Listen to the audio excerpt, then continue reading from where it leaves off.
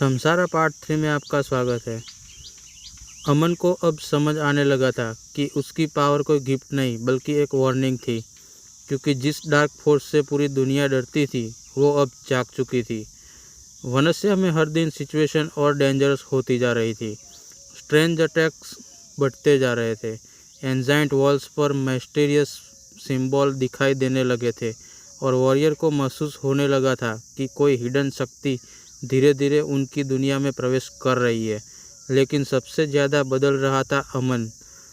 उसकी पावर अब पहले से कई ज़्यादा स्ट्रॉन्ग हो चुकी थी। कभी कभी सिर्फ उसके इमोशन से पूरी एनर्जी वेव्स निकलने लगती थी।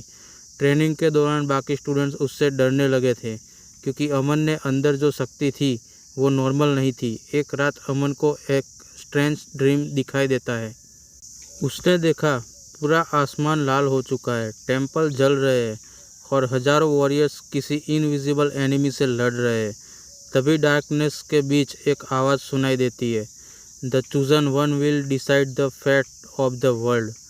अमन अचानक डरकर उठ जाता है, लेकिन शॉक तब लगता है जब वही सिंबल जो उसने ड्रीम में देखा था उसके हाथ पर ग्लोइंग मार्क बनकर दिखाई दे रहा था। अगले दिन वनस्या के एल्डर उसे तुरंत बुलाते हैं। वहाँ अमन को एक ऐसा सीक्रेट बताया जाता है जो सदियों से छुपाया गया था। बहुत समय पहले गॉड्स और डार्कनेस के बीच एक भयंकर युद्ध हुआ था।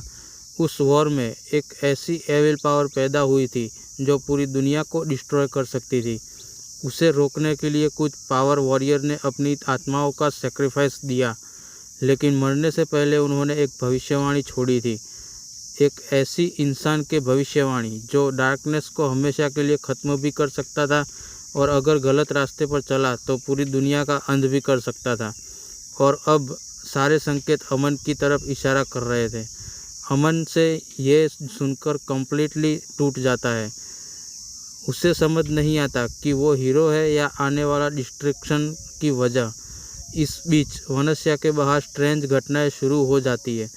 लोगों का अचानक गायब होना, जंगल में शैडो क्रिएचर दिखाई देना और टेम्पल्स की एनर्जी धीरे धीरे ख़त्म होना, ये सब इस बात का संकेत था कि डार्कनेस अब पहले से ज़्यादा करीब आ चुकी है।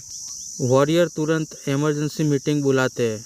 उन्हें पता था कि एनिमी अभी पूरी तरह सामने नहीं आया, लेकिन उसकी पावर लगातार बढ़ रही है। तभी अचानक पूरे वनस्या में तेज अर्थक्वेक शुरू हो जाता है।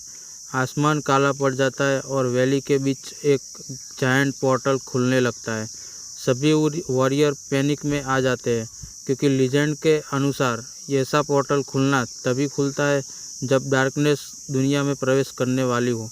पोर्टल के अंदर एक जायंट शैडोज क्रिएचर बाहर आ जाता है। उसकी आंखें लाल थी और उसकी एनर्जी इतनी डेंजरस थी कि कई वॉरियर सिर्फ उसकी प्रेजेंस से घायल हो जाते हैं। पहली बार अमन खुद उस मॉन्स्टर के सामने खड़ा होता है। उसके हाथ डर से कांप रहे थे, लेकिन इस बार भागने का कोई रास्ता नहीं था। मॉन्स्टर धीरे धीरे अमन की तरफ बढ़ता है। तभी अचानक अमन के अंदर की पावर्स अनकंट्रोलेबली जाग जाती है। उसकी आंखें ब्लू लाइट से ग्लो करने लगती है। पूरी वैली एनर्जी से भर जाती है और कुछ सेकंड के लिए ऐसा लगता है जैसे समय रुक गया हो।